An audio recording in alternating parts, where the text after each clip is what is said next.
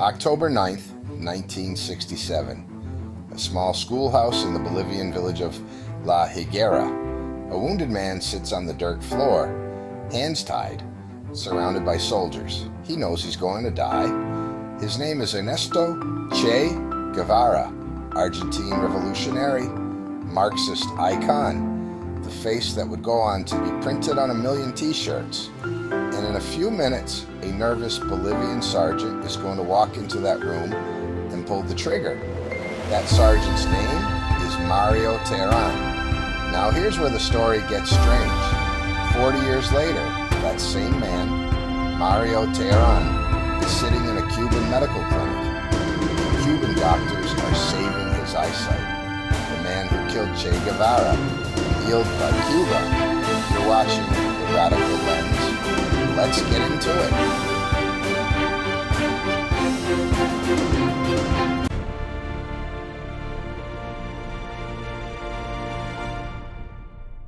To understand why this story hit so hard, you need to understand what Che Guevara meant, and still means, to Cuba. Ernesto Guevara was born in Argentina in 1928. As a young medical student, he took a motorcycle journey across South America, later immortalized in the Motorcycle Diaries. And what he saw shattered him. Poverty, disease, exploitation. Indigenous communities ground down by decades of inequality. That journey turned a doctor into a revolutionary. By the mid-1950s, Che had linked up with Fidel and Raul Castro in Mexico City. He joined their guerrilla movement, the 26th of July movement, and sailed with them to Cuba on a rickety yacht called the Granma to overthrow the US-backed dictator Fulgencio Batista.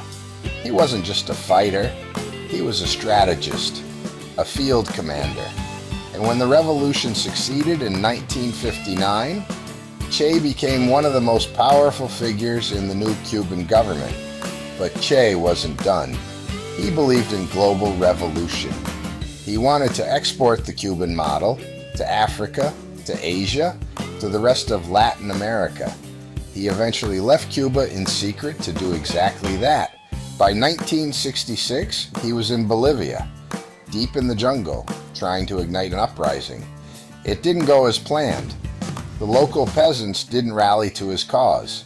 The CIA was tracking him, and the Bolivian army was closing in.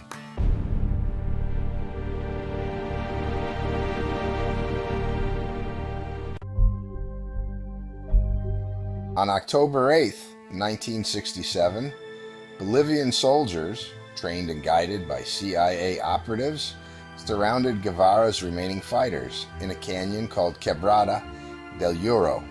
Che was wounded in the fighting, shot in the leg, captured. He was taken to the schoolhouse in La Higuera, declassified CIA. Documents show he was interrogated, but refused to cooperate. By all accounts, he faced his captors without fear. One soldier reportedly said Che told him, "I know you've come to kill me. Shoot, coward. You're only going to kill a man." The order came from La Paz at 11:50 a.m. the next day. Execute him. Now here's something important. No one wanted to do it. The soldiers drew straws, or in some accounts, volunteered reluctantly. The man who drew the short straw was a 25-year-old sergeant named Mario Terán. Terán walked into that room. Accounts say he was shaking. Che reportedly looked at him steadily. Terán hesitated, then fired, hitting Che in the arms and legs first, then delivering the fatal shots. Che Guevara was dead. He was 39 years old. His body was flown to the nearby town of Valle Grande and put on display, laid out on a concrete slab like a saint surrounded by soldiers. The photos were meant to prove he was gone. Instead, they made him immortal. To Cubans, to leftists across the world, he became a martyr, a legend. And Mario Terán, he disappeared into obscurity. For decades, almost no one knew what happened to him.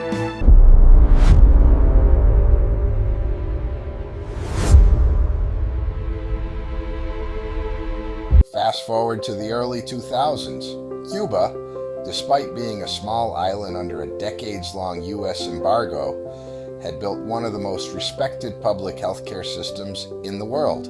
In 2004, Fidel Castro and Venezuelan President Hugo Chavez launched a program called Operación Milagro, Operation Miracle. The idea was simple but extraordinary.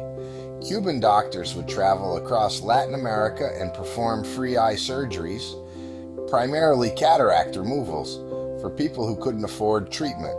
Somewhere in Bolivia, an aging man named Mario Terán was going blind.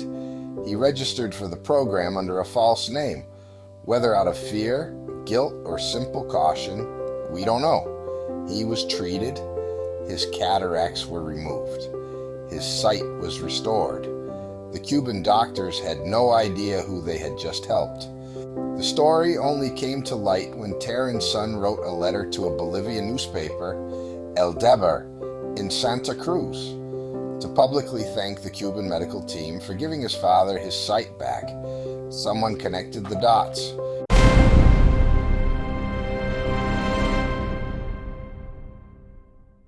The story broke just days before the 40th anniversary of Che's death in October 2007.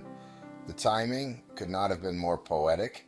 Cuba's state newspaper, Grandma, declared that Che had returned to win yet another battle, 4 decades after Terán pulled the trigger. The international media went wild. The cynics asked the obvious question, was this genuine humanitarian mercy? Or was Cuba milking a sick old man's surgery for political points? Honestly, probably both. But here's what's undeniable. Operación Milagro was real.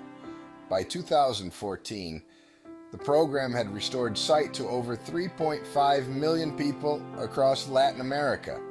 The doctors who treated Terán weren't making a political statement. They were just doing their jobs. But zoom out and the story gets even more complicated. Terán wasn't a monster. He was an ordinary soldier who drew the short straw in a Cold War conflict bigger than he was. When he went blind decades later, he didn't seek out Cuba for reconciliation. He registered under a fake name because he was still afraid. And Che himself was no simple hero. Brilliant and idealistic, yes, but also ruthless. History has never fully made up its mind about him. Maybe that's the point. The man who killed the revolution's greatest icon was quietly healed by that revolution's doctors. No dramatic confrontation, no redemption arc, just a frightened old man getting his sight back, and history refusing, once again, to be simple. Mario Terán died in March 2022 at 79, never having spoken publicly about that day in La Higuera. He took the full story with him.